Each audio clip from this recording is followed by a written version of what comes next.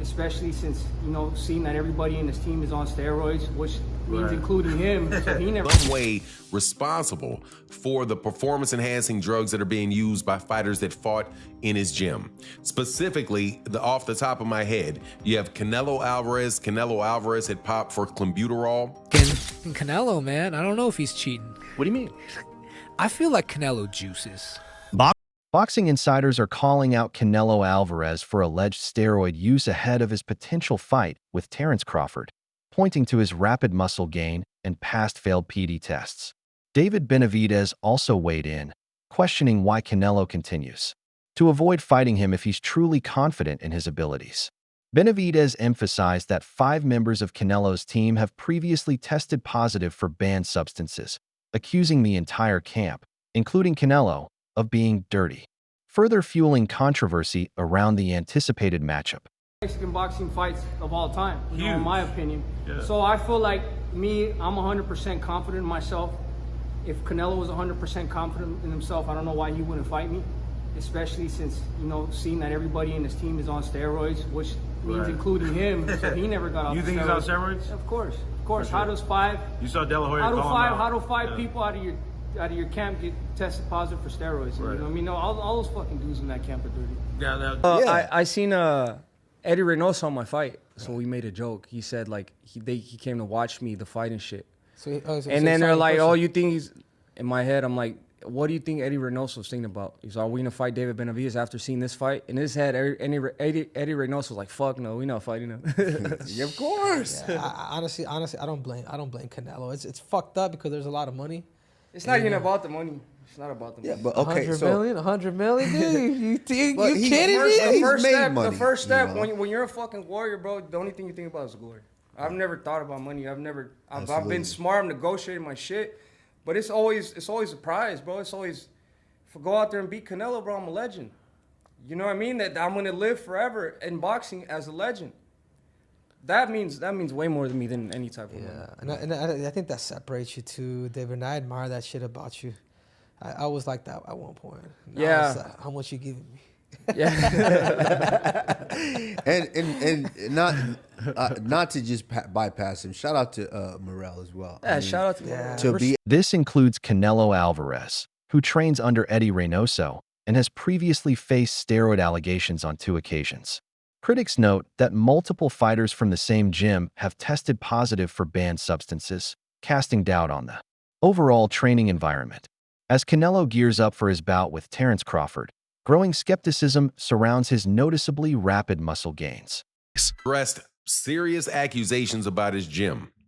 And the accusations are that people, or at least the implications are, that he is the one that is providing performance-enhancing drugs or is in some way responsible for the performance-enhancing drugs that are being used by fighters that fought in his gym. Specifically, off the top of my head, you have Canelo Alvarez. Canelo Alvarez had popped for clenbuterol 2 times. For Fahim Satur, I'll say that he did it 2 times, even though I think it was for the same fight. But Canelo Alvarez popped dirty for clenbuterol 2 times. You have Luis Nery, who had tested positive, but I think Luis Nery tested positive before he was with Eddie Reynoso. Then you have Ryan Garcia, who popped dirty after he left Eddie Reynoso and went over to Derek James. And then you have Oscar Valdez. Oscar Valdez popped dirty while he was with Eddie Reynoso, but at the time he was still allowed to fight. You also clearly see that you have an issue with the fight that's coming up with Canelo Alvarez and Terence Crawford, in that you have one guy that tested positive and you have another guy that looks like he's using in order to get up and continue to climb up weight classes. You know, at a certain point in time, and this is something that Rolly Romero had said, certain point in time, your body just doesn't do that. At a certain point in time, your body just doesn't do it. I'm 6'2", 200, and should weigh about 210. Closer to 250, but I should weigh about 210. I'm not going to get up. If I was 210 now at 50 years old, I'm not, if by 55 years old, I'm not, the only way I'm going to get up to 260 of muscle is if I'm juicing. Observers point out that gaining substantial muscle mass naturally in your 30s is extremely challenging. Yet, Canelo's current physique looks noticeably larger than in previous years. This dramatic transformation has intensified speculation, especially given the history associated with Reynoso's camp. Both fans and analysts are now questioning whether Canelo's gains are the result of natural training, or if performance-enhancing drugs are once again quietly influencing the outcome of high-stakes fights.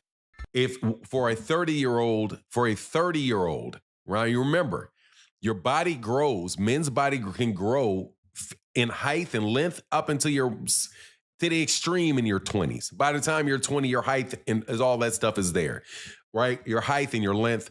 In your mid-20s, by the time you're 29, your musculature is pretty much there.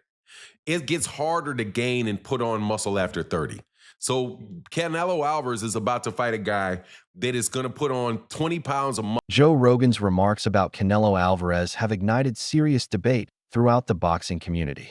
As a veteran voice in combat sports and physical performance, Rogan questioned how someone in their 30s could bulk up so quickly, noting that natural muscle growth typically slows with age. Yet Canelo seems to be defying that biological reality.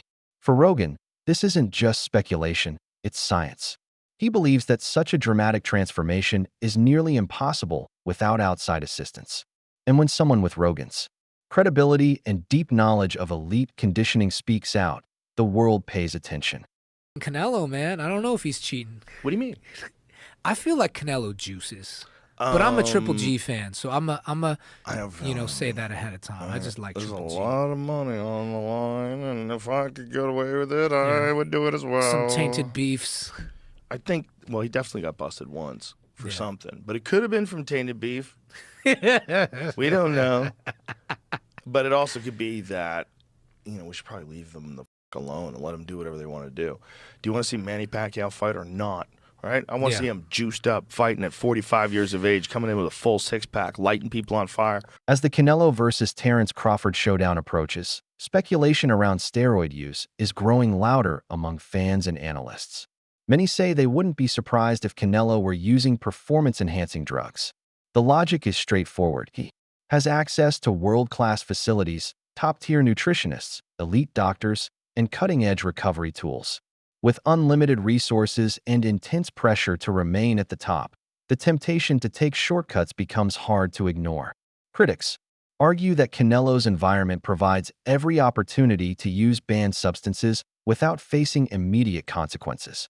What up, everybody? It's your boy MC from MCTV.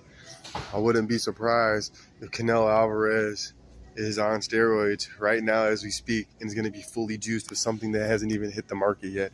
Think about it. He's pretty much a billionaire. He has access to everything. Floyd Mayweather has never shied away from raising concerns, especially when it comes to Canelo Alvarez. He's previously called out the issue of steroid use, claiming that most people are simply too afraid to address it. According to Mayweather, boxing operates under a double standard where certain fighters are protected from scrutiny, and he believes Canelo is one of them. In Floyd's view, promoters, broadcasters, and even fans often avoid questioning Canelo due to his star power and marketability. But Floyd refuses to stay silent. He emphasizes that steroid use isn't just cheating. It's dangerous, and it undermines the very integrity of the sport. Don't talk about is, Canelo. Steroids. They don't talk about that. So we don't know. We really don't know all the fighters he beat. He could have been not clean in a lot of fights. As the Canelo versus Crawford clash draws near, accusations aren't just coming from analysts. Fans on both sides are locked in heated debates, hurling PD allegations back and forth. Crawford's supporters question Canelo's sudden size and power, while Canelo's fans cast doubt on Crawford's stamina and physical transformation at a higher weight class. The tension has escalated to the point where both fighters agreed to undergo comprehensive PED testing ahead of the bout. These tests aren't just for regulatory purposes, they're aimed at restoring public confidence. The fact that both camps felt compelled to prove their cleanliness highlights a deeper issue, a growing lack of trust in the sport. While fan passion runs high, so does the demand for transparency. and the ongoing PD chatter has forced both teams to take action. Canelo and Crawford are strictly and consistently doing random VADA testing in order to silence each other's fanbase and their critics ahead of their showdown this September. Now, despite this being a normal thing, the gravity of this fight brings in more attention to their test results, partly due to the fact that suspicion regarding both men have been up as of lately. Namely, Crawford's sudden bulk and jump to 168 and his close relationship with Snack and Victor Conti, and of course the recent PED scandals being associated with Team Canelo, as well as him once testing positive for clenbuterol 7 years ago due to contaminated meat. With that said, both men have been doing random testing since June and will undergo strict and consistent random tests up until they finally meet next month. Now, it's worth remembering that despite all the recent allegations for Canelo and Crawford, both fighters have been consistent. Canelo Alvarez wasn't always the powerhouse we see today. Early in his career, he appeared leaner, faster, and fought more like a natural welterweight. But over time, his physical transformation has been striking. Now he's not just facing bigger opponents, he's dominating them. This dramatic shift has sparked growing speculation about how he managed to bulk up so effectively. Critics question whether such development is truly natural, especially considering his age and the sport's physical toll.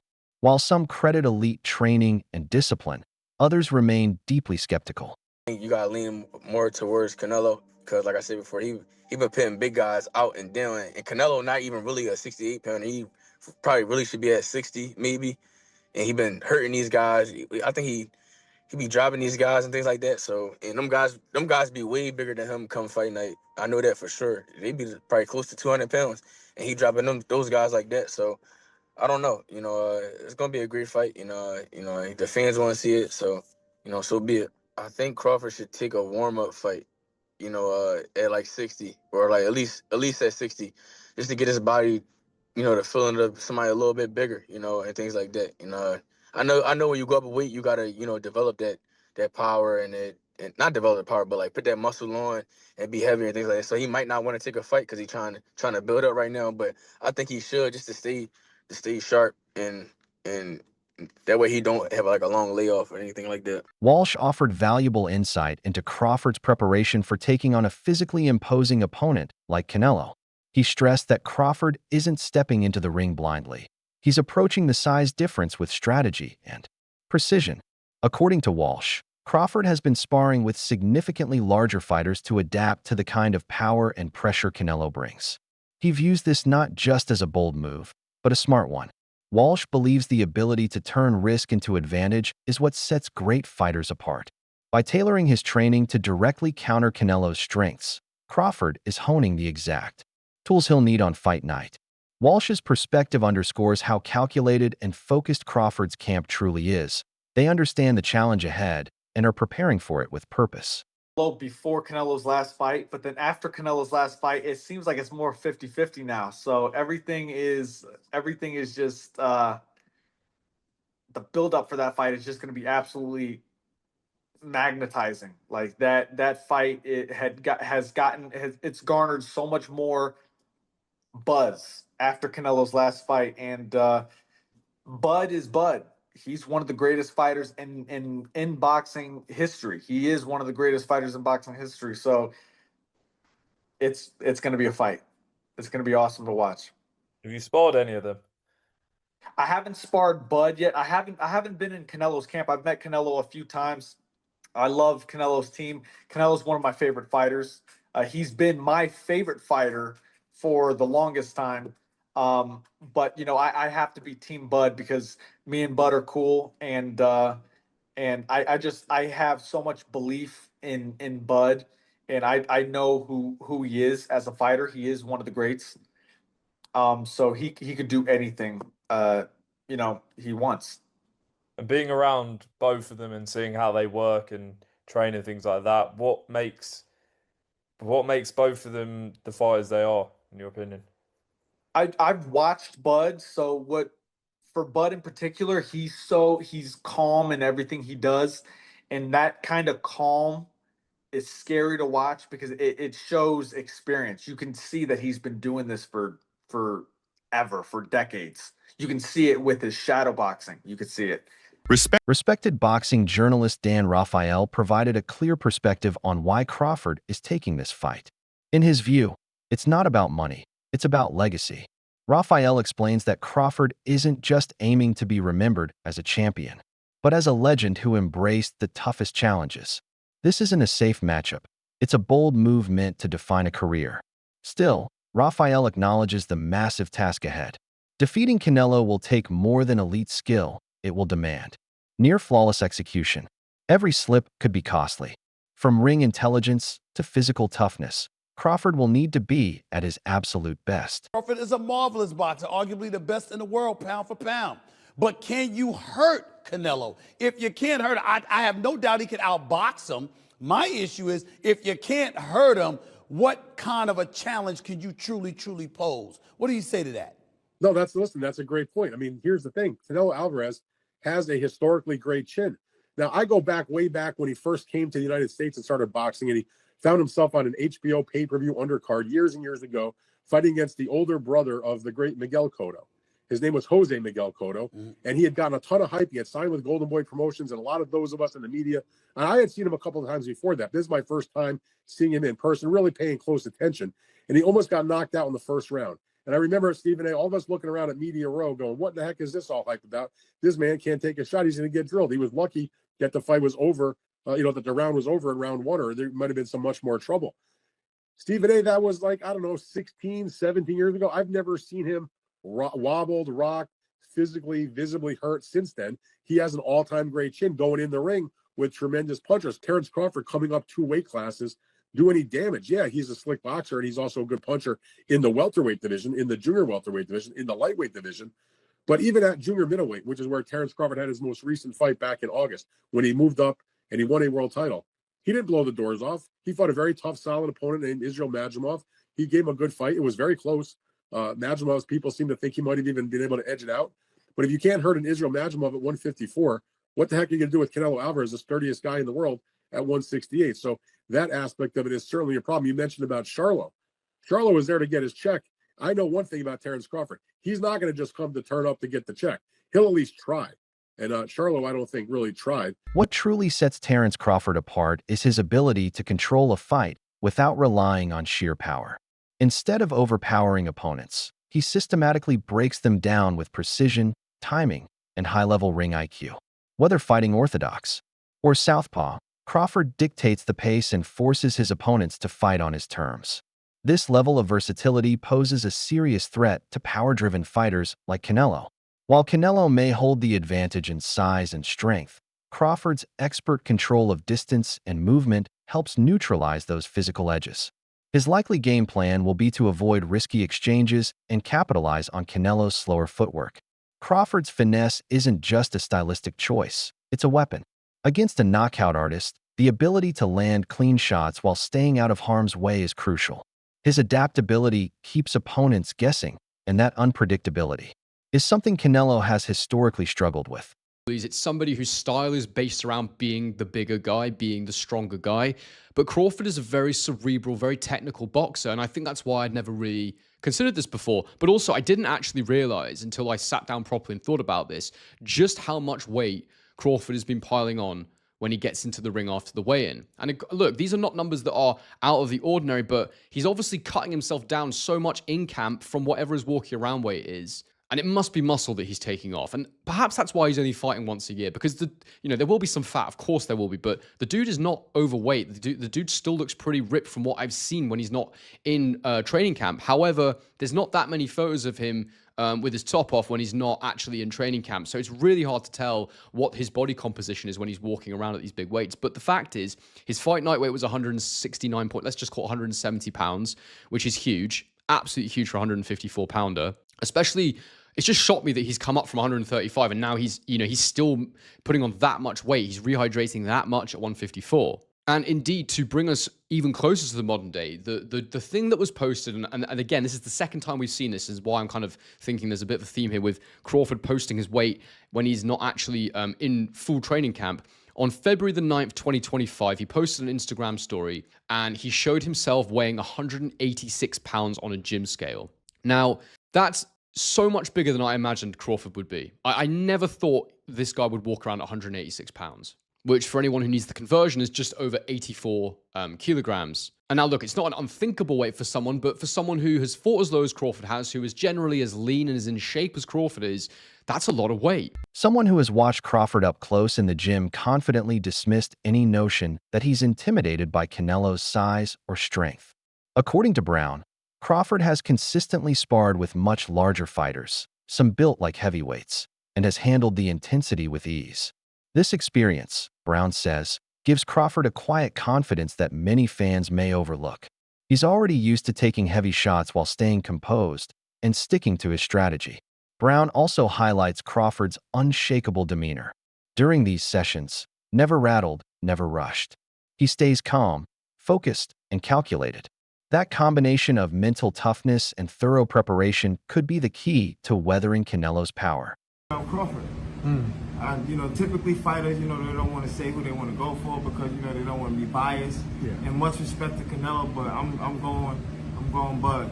Is there a particular reason why? Like, you're a guy that's moved up in weight, so you know exactly what it feels like to get hit by these bigger guys. Is that something that's going to play in the back of his head? Like, of course. Gotta watch out. It is, but it's not. Because at the end of the day, it's not like he just been in there, got in there with somebody bigger than him. He's always probably been sparring with bigger guys, you know what I'm saying? Mm-hmm. It's that boxing IQ, which, William Skull didn't put up no fight, but he showed somewhat of a blueprint to get this guy, in a space where he's confused. Yeah. And he can't touch the target that's in front of him.